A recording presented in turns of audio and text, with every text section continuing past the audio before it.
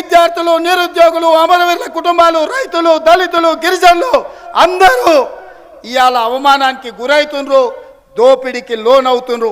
అందుకే ఈ 16 రోజులు రాహుల్ గాంధీ గారు పాదయాత్రలో మమేకమై లక్షలాది మంది తమ బాధల్ని వారికి చెప్పుకుండ్రు. మనకు బాధ అయితే, దుఃఖం వస్తే, మనం పరిష్కరించుకోలేని సమస్యలు ఉంటే తిరుపతి వెళ్ళి వెంకన్న స్వామికి విజ్ఞప్తి చేసుకుంటాం. అదే విధంగా ఇవాళ తెలంగాణ సమాజం వెంకన్న స్వామికి చెప్పుకోలేని సమస్యలు, పరిష్కారం కాని సమస్యల్ని మన నాయకుడు రాహుల్ గాంధీ గారికి చెప్పుకున్నారు. ఈ వేదిక మీద నుంచి పిసిసి అధ్యక్షుడిగా భారత్ జోడో యాత్రలో రాహుల్ గాంధీ గారితో కలిసి పనిచేయడం ఈ జన్మ ధన్యమైంది. ఈ క్షణం ఈ వేదిక మీద చచ్చిపోయినా నాకు బాధ లేదు. అంత అద్భుతమైన అవకాశం భారత్ జోడోలో వారితో కలిసి పనిచేయడానికి అవకాశం వచ్చింది.